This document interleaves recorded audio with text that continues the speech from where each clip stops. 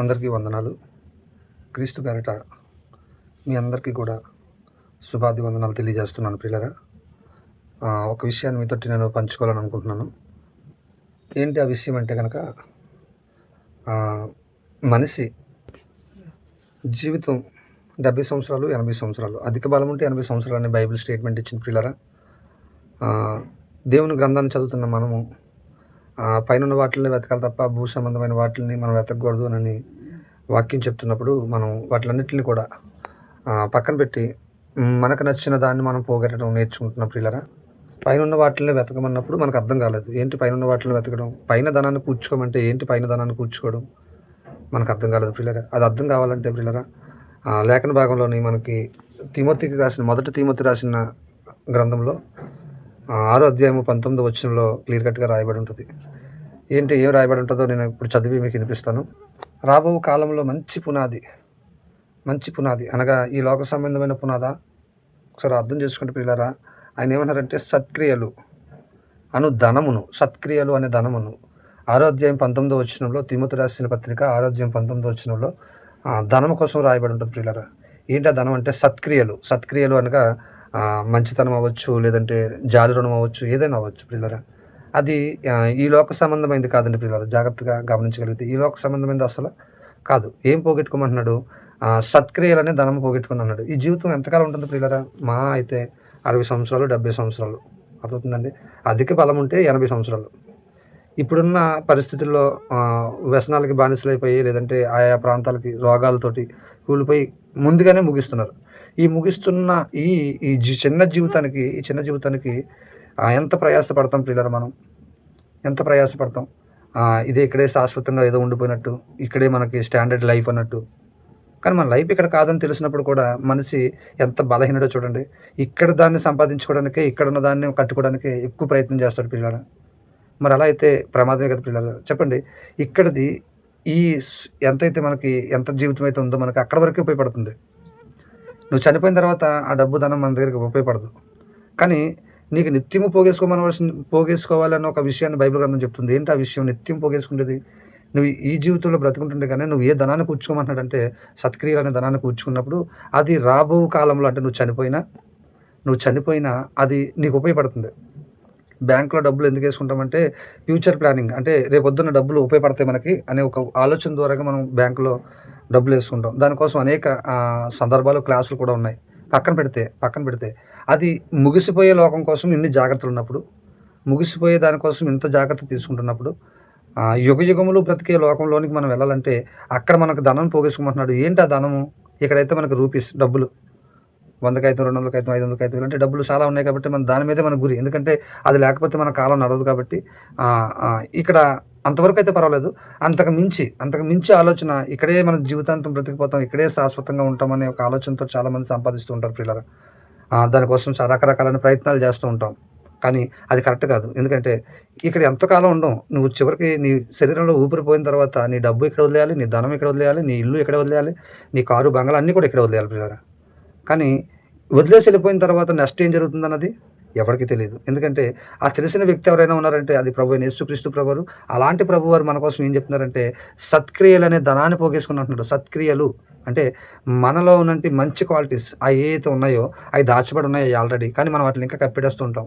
వాటిని ఒకటి తీసి మనం ఎదుటి వ్యక్తిని ప్రేమించడం, ఎదుటి వ్యక్తి కష్టాలు ఉన్నప్పుడు వాళ్ళని ఆదుకోవడం, ఎదుటి వ్యక్తి ఏ ఇబ్బందుల కొలువులో ఉంటే ఆ ఇబ్బందులు బాగానే ఇబ్బంది పడిపోయారా బాబు అని అనుకోవడం కాకుండా ఆ వ్యక్తి దగ్గరికి వెళ్ళి మనం పలకరించి ఆ వ్యక్తితోటి ప్రేమ కలిగి మాట్లాడే వాతావరణం, ఇలాంటి విషయాలు ఇంకా చాలా ఉన్నాయి. సత్క్రియలు ఇంకా చాలా ఉన్నాయి. అవన్నీ కూడా చేయమంటున్నాడు దేవుడు పిల్లరా. అది ఈ లోక సంబంధమైనది అయితే తుప్పు పడేస్తుంది. ఈ లోక సంబంధమైనది అయితే అది ఒక దినాన్న నిన్ను విడిచిపెట్టేస్తుంది.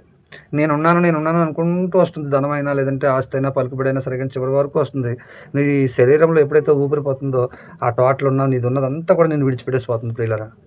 మరి విడిచిపెట్టిపోయే దానికోసం మనం ఎక్కువ ప్రయాసపడి దానికోసమే మనం బ్రతుకుతున్నట్లుగా మన జీవితాలు ఉండకూడదు పిల్లరా.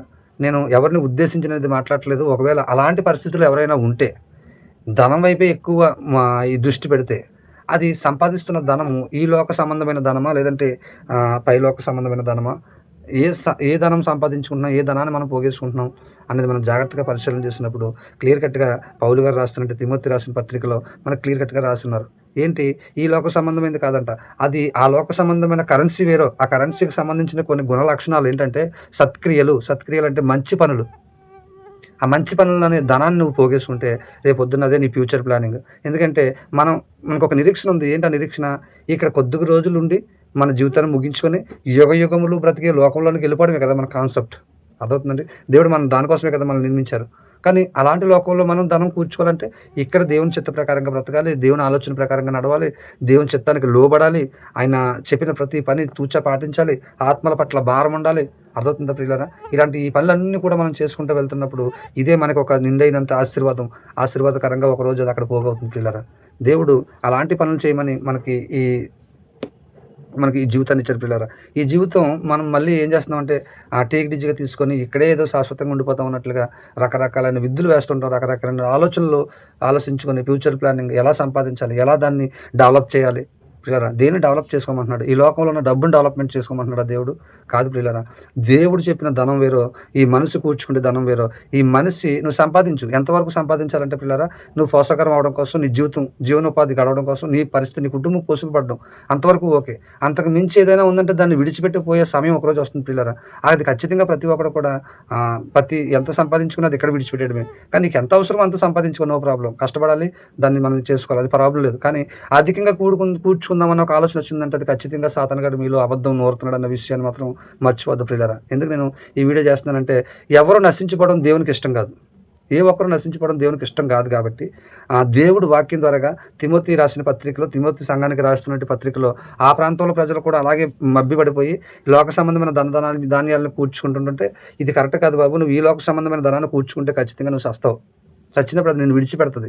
కానీ సత్క్రియలు అనే ధనాన్ని నువ్వు పోగేసుకో. అంటే పైలోకంలో ఉన్న ధనం ఎలా ఉంటుందంటే సత్క్రియలు. ఇక్కడ నువ్వు ఏదైతే మంచి పని చేస్తావో అది నీకు మూటై వస్తుంది ప్రియులారా.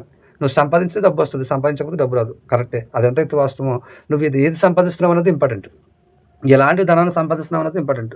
నువ్వు సంపాదించే ధనము నీకు ఉపయోగపడేదా? అంటే నీకు ఉపయోగపడేదంటే ఇప్పటికిప్పుడు ఉపయోగపడే ధనం నువ్వు పోగేసుకోవడం మంచిదే. అది ఎంతవరకు పోగేసుకోవాలో అంతవరకు పోగేసుకో. కానీ ఫ్యూచర్‌లో ఖచ్చితంగా మరణం అనేది ప్రతి మనిషికి తడుతుంది.